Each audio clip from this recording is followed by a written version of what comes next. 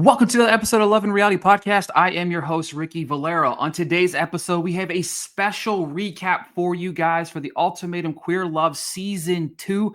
But as always, I am joined by my podcast partner here, Ashley. How are you today?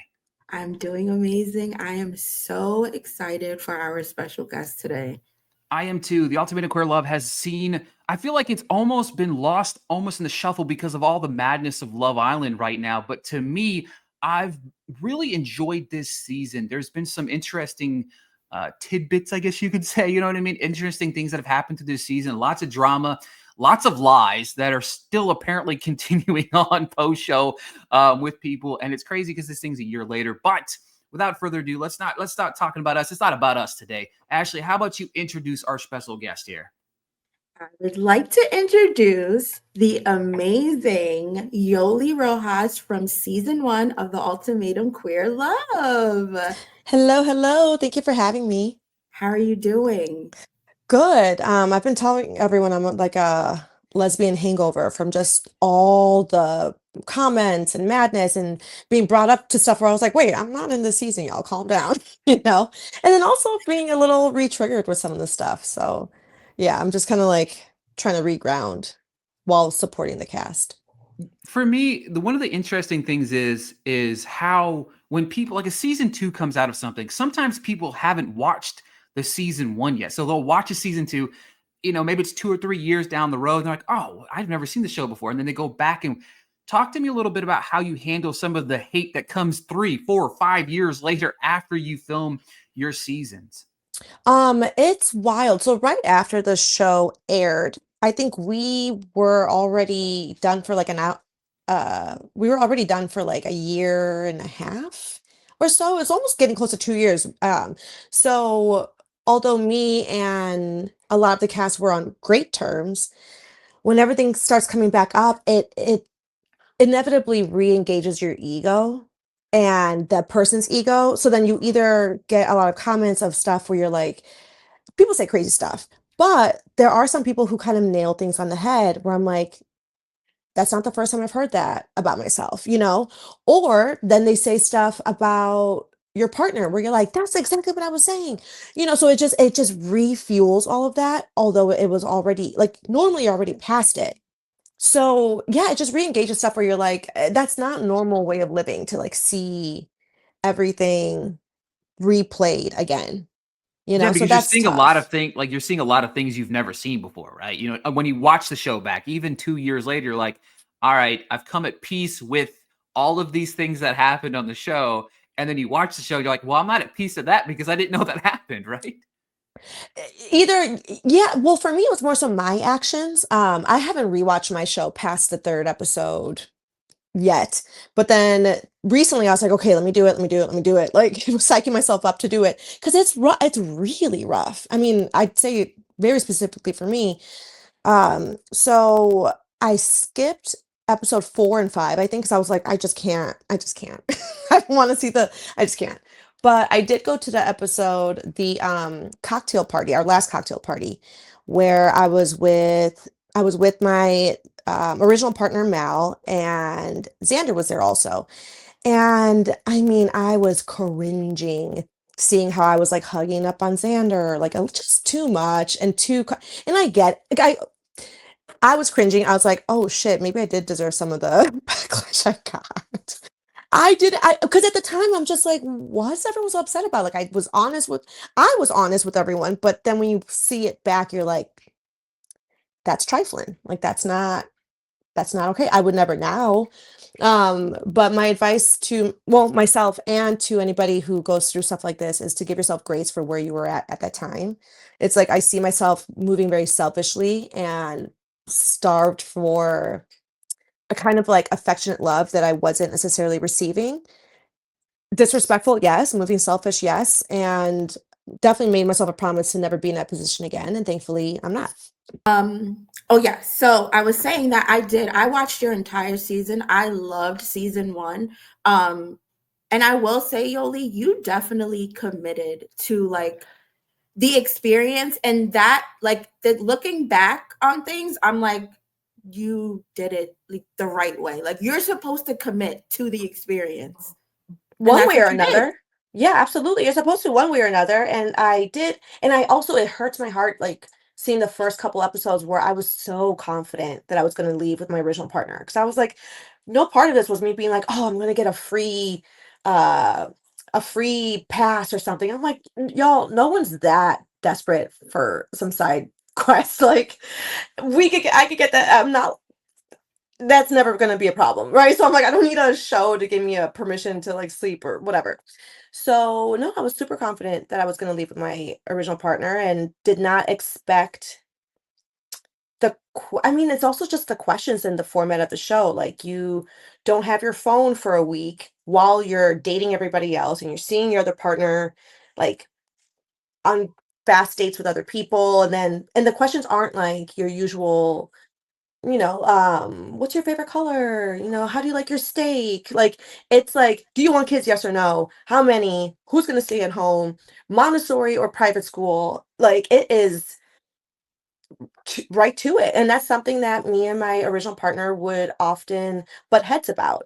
Like, we didn't see eye to eye on what kind of school or what kind of food even, or, just random stuff where I was like, we'll deal with it when we get there. But then I meet someone who aligned seamlessly.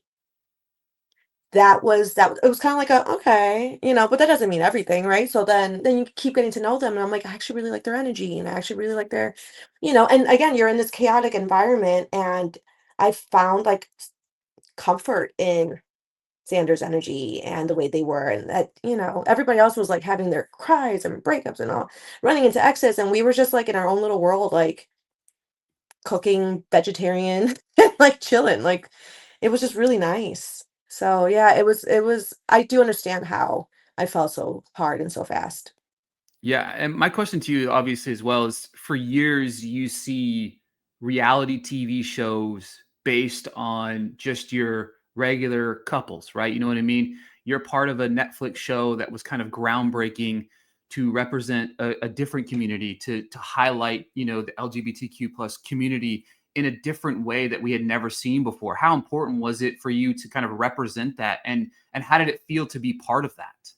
Oh my God, I was not ready. I just got goosebumps. I was not ready for not just a LGBTQ plus representation, but for the Latina and like what is actually mainstream Latina. Like what we see on TV as mainstream Latinas are white presenting, or very, they're like it's just different.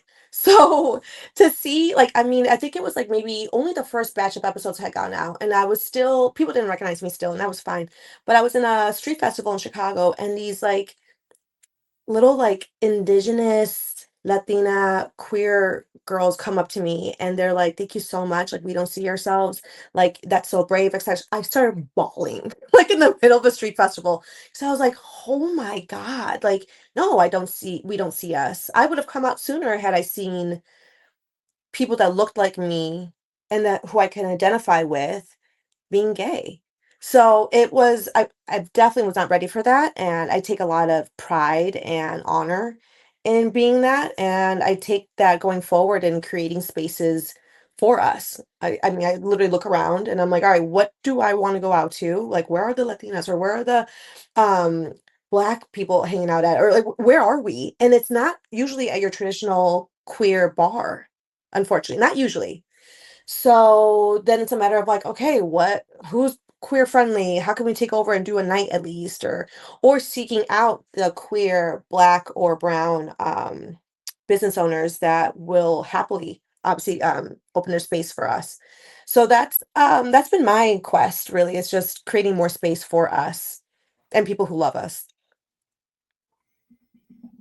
Yeah, I mean, and again, and it's one of the beautiful things that you when you watch it, when people use the popularity. I really don't know how to say the popularity that comes with being on these reality shows for a good space. You know what I mean? And I think that makes sense. And I'm not throwing anybody.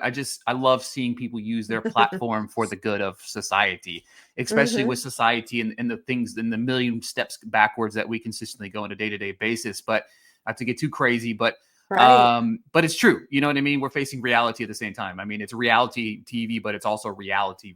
Because I'm sure that the hate for this is just as much as the hate for, who you are as a person as who you were as a person on the show. You know what I mean? So, um, obviously, we want to talk a little bit about the Ultimatum Queer Love season 2, right? So, what's it been like watching it? Now, have you watched the entire season? The season 2, right? What's it been like watching it? Has there been some like triggering things that you see? Maybe you see a reflection of yourself. And talk to me a little bit about that and then the cast as well.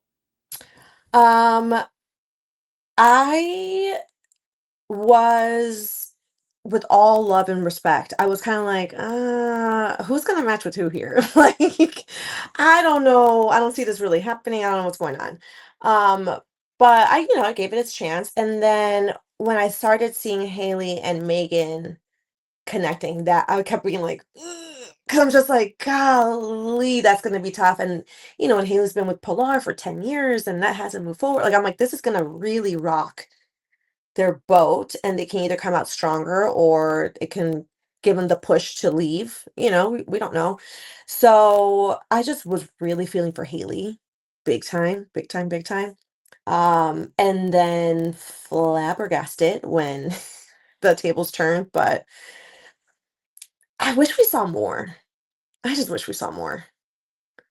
Yeah, I do feel like they should have definitely given us more. I don't know, I feel like we were sort of left in the dark.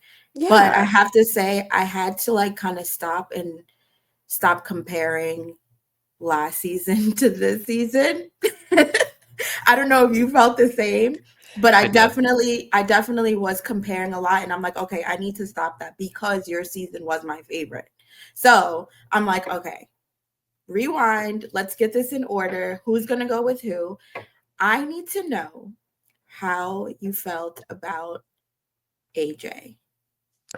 Oh, off the bat, I was like, "What? You're in here just to—" I definitely didn't like them at first a bit, and I hate to say, and also obviously with a grain of salt, I say that like because we know that we don't see the whole person, but what we did get to see was a lot of like this like suave, whatever, and I was like, "Oh my God, now when you got Queen over here."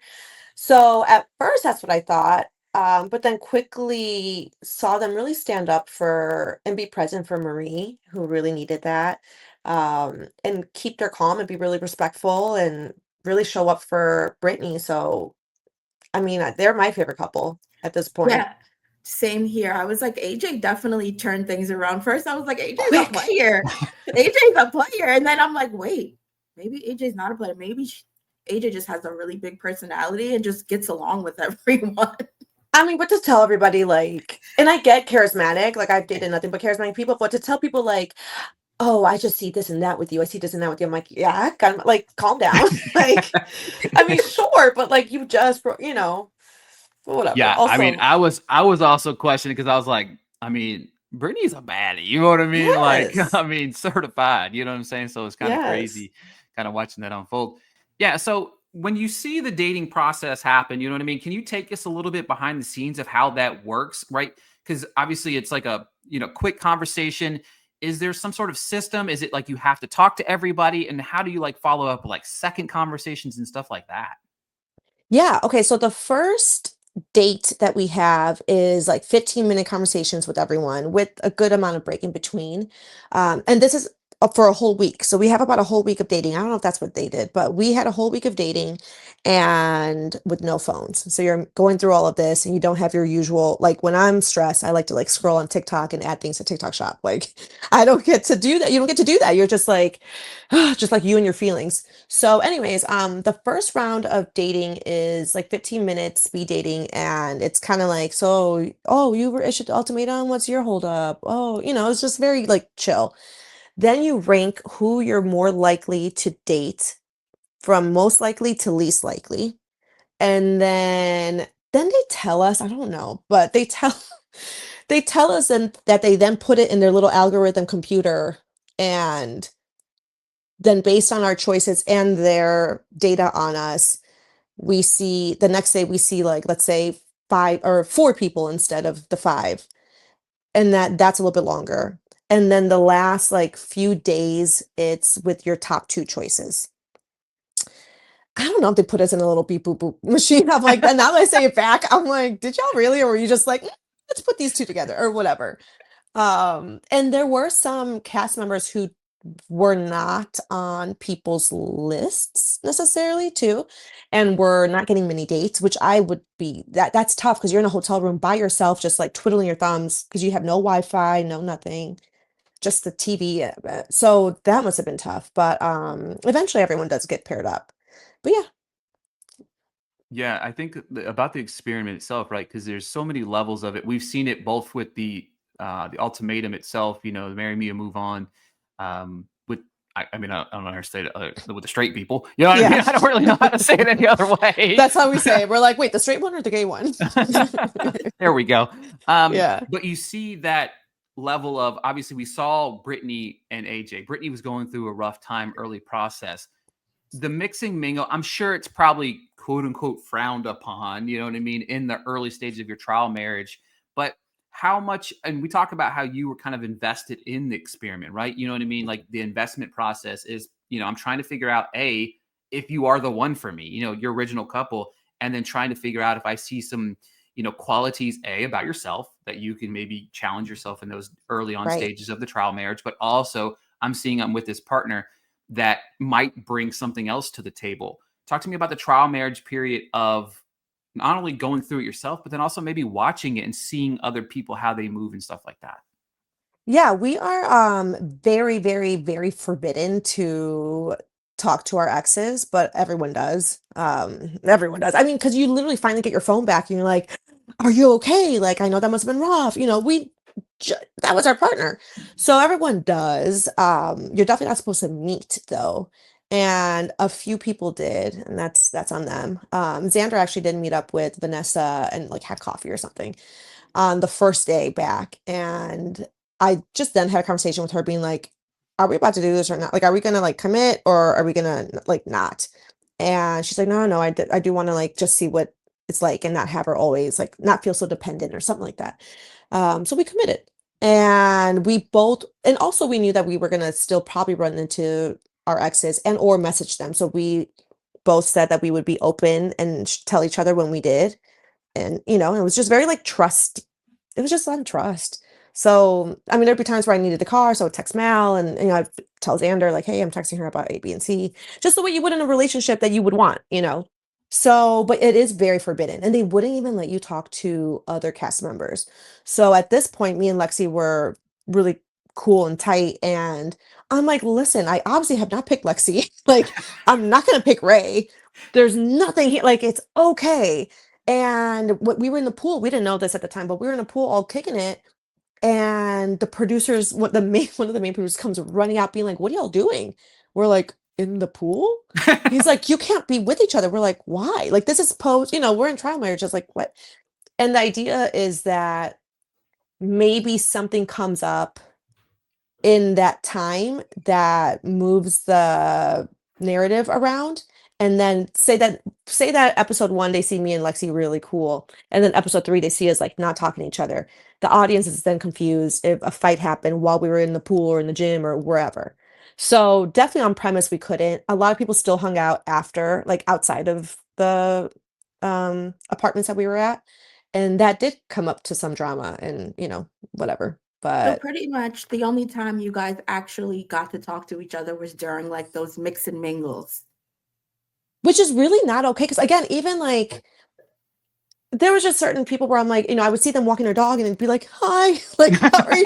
It was really, it's rough. It's very isolating because nobody else knows what you're going through. You can tell your friends, but everyone that you talk to is like, "This is just a show. This is not real." And you're like, "This is our reality. This is very real." So it was really hard to get any kind of like peer support because you couldn't. It was forbidden. It was really tough. Yeah, because that's one of the things you hear about like on Love is Blind, right? The only people that, especially for your first season, obviously there's a first season of Ultimatum Queer Love. The only people that know what you're going through are the other people on the cast. You know what I mean? And Mhm. Love is Blind talks about all the time about how being able to pick up the phone and calling my guy that I was in the pods with for a week and we hung out, we talked about it, helps the process so much. It helps you process things a little bit because we even saw it play out a little bit in this season. I don't remember who it was exactly, but they like saw them at the pool, didn't even acknowledge their existence. And it later Yeah. caused like friction. Like, I'm supposed to be the person you want to marry. You didn't even wave to me. You didn't even say Yeah. acknowledge my existence. So I can see where that friction would be like, that would piss me off. You know what I It mean? gets in your head. It's so rough. I mean, at the very least, I would always wave. There's no way I'm going to, I mean, a wave is a wave. Nothing's happening there. But I mean, for example, even one time, I think it was when I was with Xander, she was walking Margot for me, my dog, and she ran into Mal, or she saw Mal in the coffee shop, sort of, and Mal kind of saw them, and Xander like went over and took Margot to Mal. She's like, that's her mom. Like, to an extent, we're like, come on, dude. Like, so, and they both did that to each other. I'm pretty sure, I'm not, again, worse with the memory, but I'm pretty sure also reverse. Like Mal saw Xander out once and let Margot go say hi and stuff. So it's really almost like, I think it might be drama filled, or I don't know what the point of it is. It's like we can at least say hi, you guys, but they really get down on you about it. So it could be possible that, Ricky, you mentioned in this season, someone got upset because they didn't say hi to them at the pool. That could have been the situation. They just couldn't. No, they definitely couldn't. I mean, you're definitely told not to, and you're scared, right? Like you don't want to be in breach of a contract. We don't know what's going on, so you listen to the best of your ability. But yeah, we're definitely told not to. Yeah, and so when you not having that conversation, what's the conversations like when you go from your trial marriage to this new marriage, right? Or to your new marriage with your old partner. God, it's so confusing. Which I can only imagine confusing for you because you went through it. Right, But right. this new marriage situation, right? What's because obviously you're trying to catch up on a lot of different things because again, if you're honoring the quote unquote process, you haven't had much conversations. What's the conversations like? What's the friction? Because like the behind the scenes aspect of the conversations that you have post trial marriage, I'm sure it's like, what did you do? What happened? What's going on? But also what I think the big thing for me is like how they react in those moments was probably important for you as you see that transition from the trial to your marriage, right?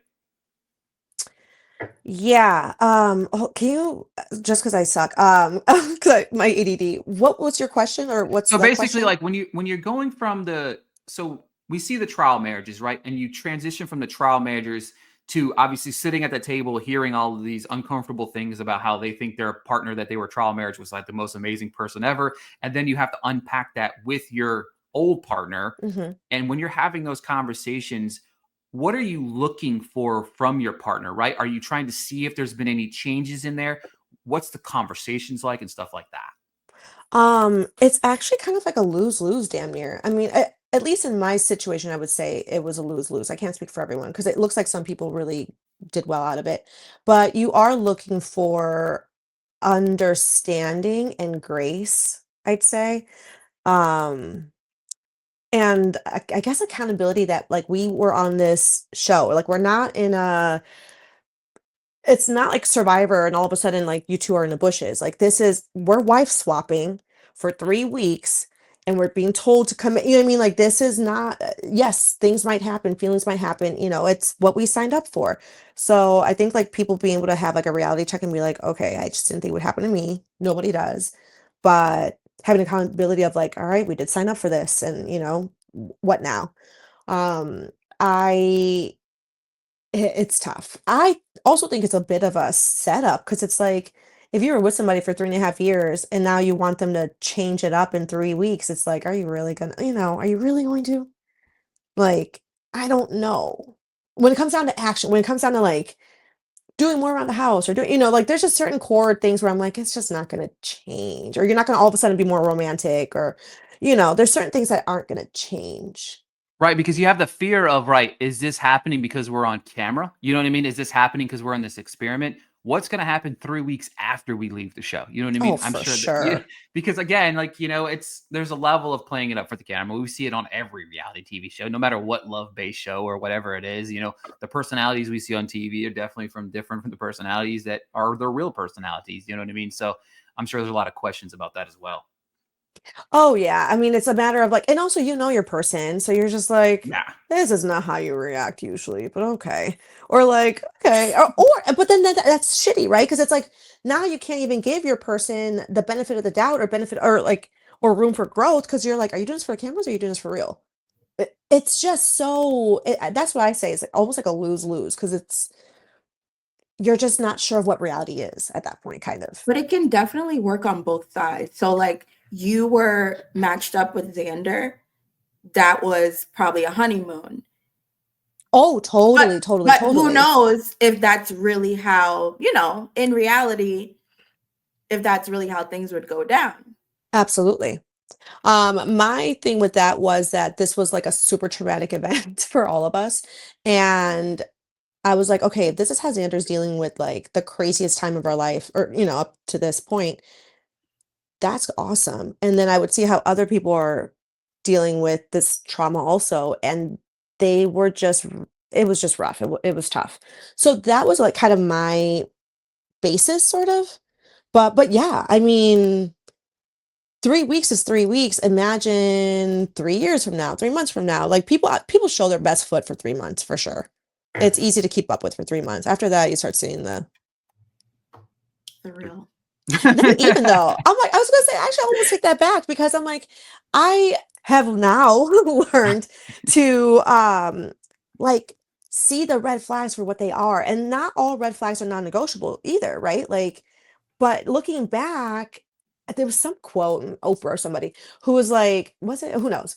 Who was like, the like the fights or the like little arguments that you have in the beginning is how you're gonna break up. Something like that. Meaning, if I meet my partner and upon meeting them, they're like, "Oh yeah, I'm in a non-committal, emotionally unavailable phase of my life." I thought that was cute. I didn't think it was that deep. I'm like, "Well, certainly you're gonna fall in love with me." Duh! We're gonna We break up because you're always not committing, girl. we You always know think we could change someone.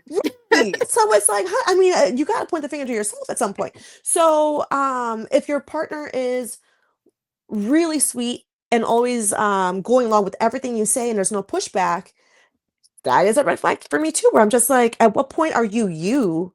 And at what point are you just mirroring me? So actually, I do think you do see that in the first, I think, 3 weeks of meeting someone. You just got to be aware enough to be like, wait, you know. So I actually do take it back. I feel like you could see it. We just rationalize our red flags, and we need to not. I love the All right. unpacking there. I love Oh the unpack. Yeah, I I love love that. the real time unpacking of Yeah, that You because know I'm what like, it wait a is? minute.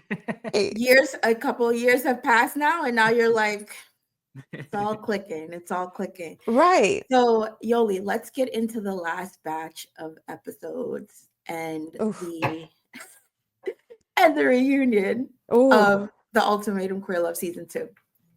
What are your thoughts on the couples that chose to get engaged or chose to break things off? Were you in shock? Let me know. Yes, I think I was shocked with everybody but AJ and Brittany. Was that the only ones I was in shock about? I figured Megan and Dana were gonna end up together. I was hosting a watch party and I jokingly was was like, I was like, hey, the bar owner says that if any of these couples are actually married by the reunion, we get a free round of shots, knowing that nobody was going to.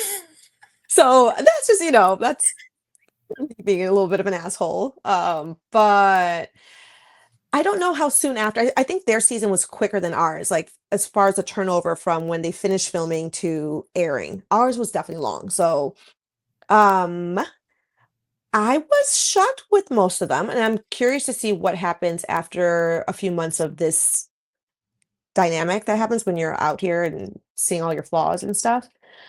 Um, I really want to give a big hug to Marie. That I see something in her where I'm like, damn, like this is just deeper. Um, and I don't know, I don't think I've seen her on social. I haven't looked either, but I haven't really seen her come up. So I hope she's doing okay. She's not up. I I haven't seen a haven't lot seen either. her. I've seen Haley, I've seen Marita, Ashley, Pilar, Brittany, and AJ, like I haven't seen her actually be give us a Yo, little and sign she of was life. pissed. She started cracking her knuckles. And then like in the pictures, like when you do like your glam, whatever, she was just like mean mugging the camera. I'm like, that is tough because it's like you don't want to be there. I don't want to be there. Um, it's just tough. So I might that's who I'm really just like giving all the energy to. How did you feel about the Mel and Dana situation? I wanna tread lightly only because being villain number two or number one, depending on who you're talking to, of season one, they are both being villainized badly, like really tough. And people take things just way too far. So I I kind of don't know. I don't know. I don't know why Dana is able to be cool with Mel, but Megan can't be cool with Haley. Allegedly, there was more disrespect in one than the other. I don't know. We don't know. But that is a bit of like a Um, but also it is cool that that some of them at least get to get along and hang out together. Um, I think the best friendship that I've seen so far is Brittany and I think Marita. Marita, I obsessed with I them. really I really like their friendship. They're like they didn't see anything sexual or in the future for one another, but you can tell they're definitely going to be friends for life. Oh, absolutely. And like stand up for each other. And even so, they were like, I mean, that would have been ideal for me to like have roomed with like Ray or Lexi or something where we're like, all right, we're gonna girl it up and or like, and just do things for each other still and like get out of our normal roles, maybe. Like you still can absolutely have a full experience that way. But yeah, seeing Brittany like stand up for Marita and be like, let her talk or all that. I mean, I love them together. And Marita's so fun. I don't know. I feel like I'd be her friend. She's so like whimsical, sort of. I don't know if that's For true, but I'm like, sure. she just seems very like, yeah, love.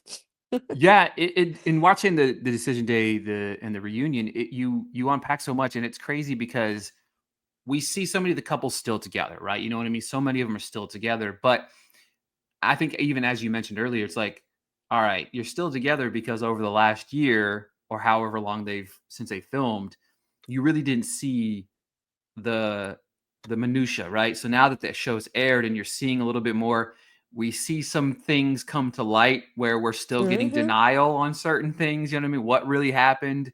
What was maybe edited? Again, I'm not going to throw people under the bus. There's things that could be edited a certain way. The Sure. real test of these couples that are still together really is going to stem from these last, this last month and then kind of basically the next, what, 3 or 4 months, right? Absolutely. Yeah, because at least for us, which I'm assuming they did for them too, we didn't get to see the show. We all saw the show separately in separate hotel rooms. um, the day before the reunion. And like I didn't fly in until afternoon or so. So I don't think I was in my hotel until like 4 p.m., maybe 3 p.m. or so. And they were like, all right, here's an iPad with the episodes on it. And it wasn't like some of them weren't final cut either. So you still saw all the little editing, like whatevers. And they were like, all right, be ready and dressed for the reunion tomorrow, 9 a.m. It might have been 8 a.m. Like it was like really early. And it's like, what? So they actually kept checking in on me because they were like, how far are you? And I was like, episode two. Like it was just a lot. Like and I had to keep doing like stretching and like yoga to like like ground myself again. Cause it's like, what? So you watch the show. I definitely blacked out at points where I was like, what just happened? What am I seeing? Oh my God, trauma, trauma, trauma. And then the reunion right after. So you don't even get to talk yet. I don't know about the couples who were together, how much they got to talk or not, but you don't even get to talk yet.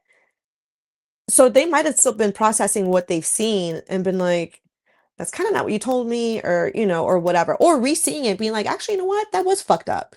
So, oof, Yeah, and then you're filming for a long period of time, right, for the reunion. Because the thing about it is there's one part to me that I feel like sometimes with some of these shows, like if Netflix was like, all right, we filmed for 3 hours, right? We're gonna release an hour, but on our YouTube channel, you can watch all 3 hours if you really want would to, love that. right? Because then Yes. there's always an edit element, and I know it's everybody's infamous thing to do to blame the edit one way or Right. another, and we get it because it's true, right? You know what I mean? When you're filming, how long did you film the Ultimatum for? Like 3 months. Right. So 3 months, you get 10 episodes. You know what I mean? 10 hours of television within, 3 months. That's do the math, everybody. So Mhm. there can be an edit to villainize people. There could be an edit to heroize. I don't really know the opposite. That's whatever. You know what I mean? To make somebody look really good. But talk to me a little bit about that of that element of the nervousness maybe of filming your reunion, seeing some things, worrying about maybe being villainized within the edit as somebody, public enemy number one, two, three, four, five. Right. Talk to me a little bit about that and maybe unpacking some of that post reunion when it airs. When we first started filming, it might have been, like, literally day 1. The owner of Kinetic, of the company, Chris, came and chatted with us, and he essentially said, which was, like, almost kind of a threat, but also not. It was very real, though, so I take that to heart still. He's like, "Listen," he's like, "You can be real or you can be fake." He's like, "Y'all are not casted because you're actors." Like, "You're not gonna be able to, like, act your way into something and, like, make the audience think something else." So he's like, be real or be fake. Either way, I'm gonna get a good TV show. He's like, but my advice to you, right?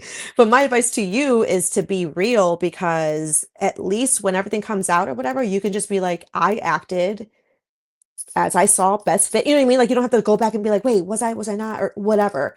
So, and that was when Ultimatum hadn't come out yet, like the straight one hadn't come out yet either. So our only point of reference was, I think, like season 1, Love is Blind or something, maybe season 2, where they were like, "Remember so and so, how she looked kind of fake?" He's like, "She wasn't being real." So I was like, "Oh hell no, I'm gonna be, at the very least, I'm gonna be like real because I can't." Yeah, and I'm a terrible liar. So at the reunion, you have about at least a year and a half of things happening in between. So hearing about how this one cast member did this to the other cast member, how they went up. I mean, you hear all of that, but it's not your drama, it's not your truth. But you hear it, and then you see how they act. I don't know. I almost forgot your question again because I trail off. No, no, no, you're fine. That's perfect. No, you were perfect. That no, it Okay. explains a lot of and unpacks a lot of what happens. You know what I mean? Because again, there's a lot of in between with the entire thing. So no, it's Yeah. And yeah. also they say like, I mean, yes, you could get a bad edit to an extent, but again, now that I'm rewatching mine and I'm getting just kind of to the thick of it, I'm like, oh, ew. It's not like they didn't AI me into like doing some of this stuff, So I'm like, okay, okay. Yeah, that's wild. I Yeah, get that's it. funny to me. Like whenever somebody's like, "Man, I got a bad edit." No, I really just think that you sucked. You know what I mean? Yeah, Like, and that's real, So it's right. like there are some things. Now, for example, like I actually just talked to my producer yesterday for the show.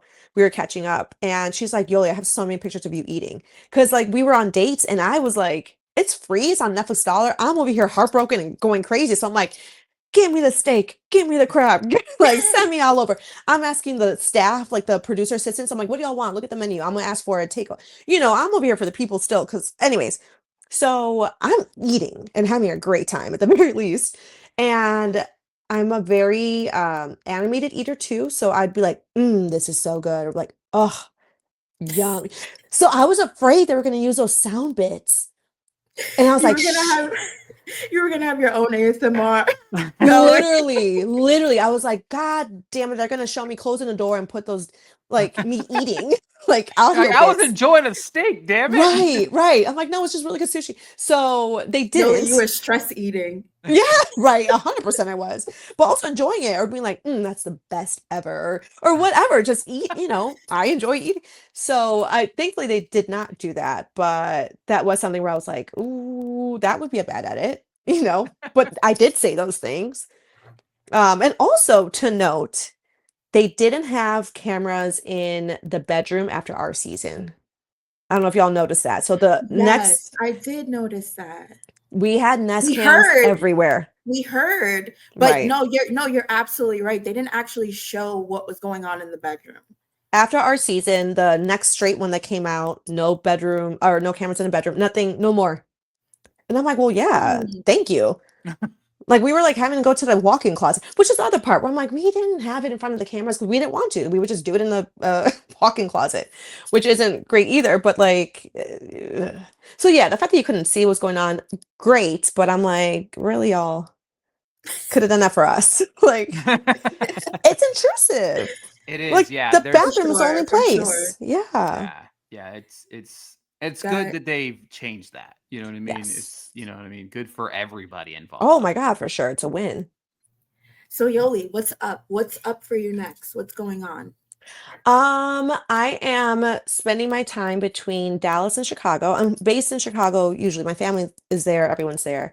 But I am recently signing a lease with my partner here in Dallas. Yeah. I love you Uh guys together. You guys are the yeah. cutest on TikTok and Instagram. I'm Thank like, you. yes. No, she's literally the best. It's one of those where I'm like, I built this brick by brick. Like, like I went through it. I deserve this. So, I'll still be going to Chicago for my events and stuff. My family's there, but basing myself here a little bit more, which actually I kind of almost have manifested since I was younger because I was always like, I mean, growing up in Chicago, I also just grew up in a very like radically liberal high school. So what's going on with the rest of the world? I'm like, whoa, or the rest of the states. I'm like, I don't get it. And I always said I wish I could do a exchange student thing with somebody from Florida or Texas so that they could learn something different here. And I would always want to go down here to the South and be like, why are people thinking this way? Like, where is the disconnect and how can I best, I don't know, address it? So, well, here I am. So, and the country's burning. So I'm like, okay, and it's a big state. So I'm really excited to take it to just take what I've been doing again, like just the momentum of bringing Latina lesbians together, getting people who don't have representation together, um, and especially trans and non-binary people too. I'm like, it's just all of us. We all need a hug. So it's like bringing that to Dallas. They don't use the word queer here. Like that's like it's just it's just they don't have I want to do a book drive. I want to do like there's so many things I want to do, and I want to take it to the other major cities throughout Texas. So that I am really excited about, and hope to get a lot of support with. Like it's needed. Yeah, my final question to you, obviously back to show wise, right? Is what Mhm. advice do you give to individuals, couples that are potentially thinking about applying for like the ultimatum or even a Love is Blind or any reality show? Because you've been through that element of all the way around. Um, I have a couple of things to think of. So something like a Love is Blind and Ultimatum, etc. Like they normally cast regular people. They're not looking for influencers like they do for Love Island or somebody, who's already got like a persona online. These are regular ass people with like 500 followers, whatever. So I think that a lot of us, I'm just saying us generally, think that upon being on a show, you're going to just become a content creator and you're going to get all these brand deals, but you are not. Like you can get a ton of followers, you might, but that doesn't now transform you into a content creator. And there's so much work and practice, and there's a lot to the craft of constantly creating and editing and being marketable and being relatable I mean, there's so much more to it. So I think people think that like, oh yeah, I'm just gonna get a bunch of followers and it's gonna be great. I don't have to work again. No, it's so much work, first of all, to be a content creator.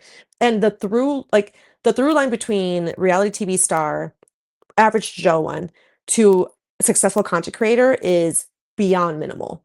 I believe like Raven from Love is Blind Dallas, booming. With her Pilates, you guys remember her? Oh yes. Booming, Mhm. booming, booming. She's doing everything, but she already was kind of that girl. And then you do have some of the couples from Love is Blind or whatever who get brand deals, but it's a little awkward or whatever, but they're still a fan favorite, but they were authentic in their love and it worked out. So anybody who's like trying to like go in and like stir the pot or something, like it does not go well. It does not go well. So I think that's my thing. I think I've had people have come up to me. Everyone was almost casted for this last Queer Love. And they're like, I was almost casted. And I'm like, I don't know what kind of reaction they want me to give them. It's not, I'm just kind of like, good riddance, you didn't? Or like, what what were you thinking of getting out of it? Like it's rough, it's traumatizing. I got on like happy meds after. I then learned like, oh, I could use some happy meds. Like it helped me now, but it is traumatizing. And the stuff you read is rough, even if you don't want to read it. And then it gets worse on Reddit. And don't even mention Lipstick Alley or whatever it's called. Like it gets rough, rough, rough. Ashley, and I love you, Ashley, but Ashley was Yes. putting the shit out there, and I was just like, and it's one of those where you're like, you're laughing. No, but it's reality. Like this is like part of it, and it's not. And I have a high self-esteem, but it's not easy. And then you read the comments, and you're like, again, you're like, that's so not it. But then you get mad because you can only take so much until you're like, what the hell? But touch grass. I mean, that was as silly as that is. I literally had to like put my phone down and touch grass and be like, it's okay. It's opinions. It's okay. Like I know my truth. And also some of the stuff in there was true. So it's just a balance of it really is a human test of like self. Not everybody can handle that. People, I mean, oof. Yeah, It's a it's hard one of the situation. It's like you put yourself in this position and now you're like, wait a minute, do I want to be here right now? It's rough. It's rough. But I also do appreciate, I mean, actually, you were pretty good at just being like, you would just headline things kind of. You know what I mean? You'd be like, so and so was caught, or no, not even caught. You'd be like, so and so was texting so and so emoji. And then the comments go, and hey, Crazy. right. But I appreciate that because I'm like, I don't know, I keep up on reality TV through your channel. So it is what it is. It's just, you let people do what they got to do in the comments. Yeah, Yeah, the comments exactly. are That's a always big thing. brutal. Yeah, and that's the thing. Like, I think there's a level of like that's one of the big things that I've always like striving whenever I created this show was I always wanted to get the guest like the cast on here to see a side that we don't see on, or it's not unedited, unfiltered type of Right. scenario. But also like I give my opinion on what I watch on the television. I don't care what Yoly did in the 3rd grade or 6th grade or 7th, you know what I mean? Like those type of things. And I feel like there's an attack on people's characters unnecessarily Oh, yeah. because of X, Y, and Z. And it's like, it almost takes away the passion and love that people like me, I just love watching reality TV. My wife and I, we sit down, we enjoy watching it. You know what I mean? It's chaos, it's crazy. Hmm. Yes, I sit here and say, I hate this person. I hate this person on the show. I don't hate the person for real. You know what I mean? Yeah. Like stuff like Right. that. You know what I mean? Like, I just Right. like what Yoly did here, but I don't, I'm not gonna go in her comment and tell Yo, you suck so bad because you did Which that. and people do. I I'm like, know. bro, Like, like get a hobby. yes, Yeah, exactly. don't take it too far. Like at the end of the day, these are people's lives that we're watching. Hmm. So I No, totally get absolutely. that. Well, Absolutely. Yoly, thank you so much for joining us. We really, really appreciate you coming on the podcast and sharing some insight that, behind the scenes, your thoughts and everything like that. So thank you for joining us today. Thank you so much for coming, Yoli. I was so excited when you agreed to come on here. So thank you, thank you. Yeah, I'm super excited for the opportunity to chat. And I really also appreciate the audience you guys have too. I was really picky with saying yes to any podcast because I'm like, I'm not opening up my wounds for an audience that doesn't like relate necessarily to me, but like y'all's demographic is perfect and I love it. So We thank you for the work appreciate you do. that. Thank you so much. Yeah. All right. Bye, y'all.